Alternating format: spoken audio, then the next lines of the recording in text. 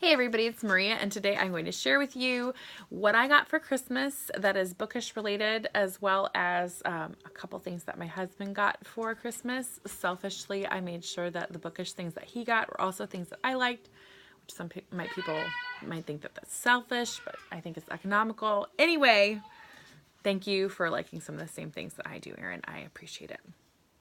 That said, I will jump right in. So the first two things are not necessarily bookish related, but they are booktube related. I have been very lucky to have a spouse that's very supportive of my booktube channel. And I have been very clear about how I don't want to spend all kinds of money on equipment or whatever else because I just don't need all that stuff. I just don't. So for the last year, all I've been using is my iPhone, and and as far as something to hold it up has been either a stack of books, literally, or oftentimes with this guy. This is a metal sculpture that my in-laws got us ages ago, which has actually no particular use. I think it was supposed to hold my husband's business cards, but he's not even really that much of a dog person. So anyway, we've had this for a long time, but I've been using this to prop up my phone. And now I don't have to because Erin got me a really cool tripod that also has this handy dandy remote. So that's really fun. He also bought me a selfie ring light because the lighting in here is really not the best.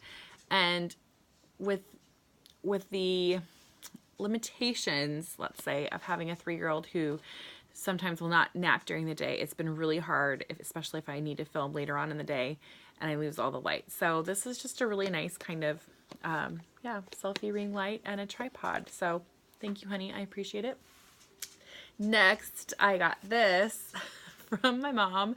It is a Kindle Paperwhite with a Starry Night cover. So yay!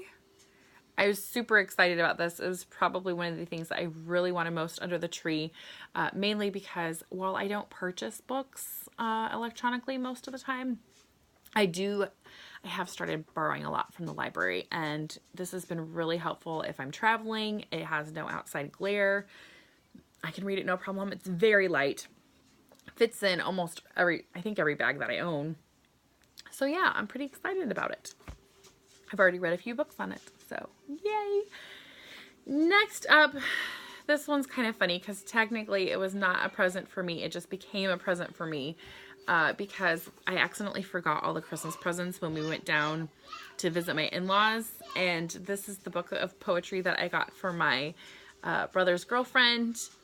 And so I ended up purchasing her a different book down there, and I kind of just absorbed this into the household because it really was one of my favorite books of the year. The Sun and Her Flowers by Rupi Kaur. It is a poetry book, and I have been making a habit of reading poetry every night before bed to just kind of calm me down.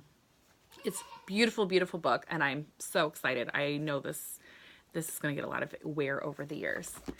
The next one is another one from my hubby who makes fun of me for talking about John Steinbeck and Grapes of Wrath way too much. He got me Steinbeck, A Life in Letters. This is a collection put together by Elaine Steinbeck and Robert Walston. It is John Steinbeck's letters over the years. It's obvious, it's a huge, huge book. But I'm really excited to just kind of, maybe I'll just put this by my bed, kind of like a book of poetry, because John Steinbeck to me is poetry. The next two books came from my in-laws, and they're kind of just fun ones. 5-Minute Sketching People, Super Quick Techniques for Amazing Drawings by Pete Scully. Pete Scully is an artist that I have liked over the years for a long time, and he has several really cool books on sketching architecture, travel art, but this one is on sketching people, and I really want to get better at sketching people, especially my husband and my kids, because they're kind of my favorite. So they also got me 642 Things to Draw, and this has just got a lot of different prompts in it. I already started with, let's see if I can find one I did. Oh yeah, rolling pin. So you can even see my little cookie cutter there. I did a balloon, socks. So it's just kind of fun. There's so many different ones in here. Robot, bunting, and that one I actually busted out my watercolors for. So I'm just excited about practicing more regularly, my sketching. These next few are from my mom and my dad, but really my mom, because my dad doesn't really pick out a lot of presents. This is literary listography. I really, really love the listography series, and I forgot to grab, they also got me the listography game, which is really fun. I actually won both times we played, which is really also fun. But listography is a series of books. They're guided journals that will, like this one's my beach vacation books I read in elementary, junior high school, dystopian books I love, short stories and novellas, favorite memoirs and autobiographies. It's just kind of a fun way to keep track of your favorites. I also have just a regular listography. I really like this series, so that was fun. The next ones aren't necessarily books, although I guess they kind of are. I got Richard II with David Tennant, which is my favorite doctor from Doctor Who. But I love watching him do Shakespeare. So Richard II, as well as the BBC Shakespeare 400th Anniversary gift set, which has the David Tennant Hamlet, Shakespeare's An Age of Kings, which is a bunch of different clips from the histories, Shakespeare Retold, which is also really cool. We borrowed that one from the library, and there's even a clip in there of a Western remaking of Taming of the Shrew starring Morgan Freeman. It's every bit as amazing as you would think it is. My kids loved it. And then also a movie called Bill, which is supposed to be like a comedy about Shakespeare. Yeah, so that's kind of a fun thing. And then my mom also got me this. Bookmarks Are for Quitters.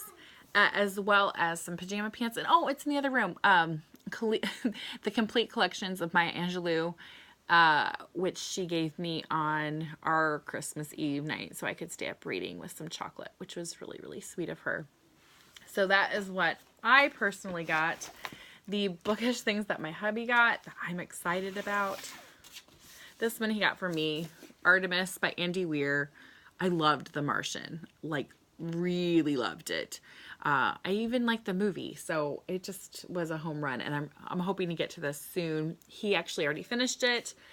He said it was good. I haven't probed too much more because I don't really want to know too many spoilers, but Artemis, and it's just a really beautiful book. The other two, no surprise. I talked my sister, if you're watching, thank you. My sister, she drew my husband's name into getting these two Tim Ferriss books. There's Tools of Titans and The 4-Hour Chef. Tools of Titans I've already talked about on here before. It's really great book for anybody. I bought it for my dad for Christmas.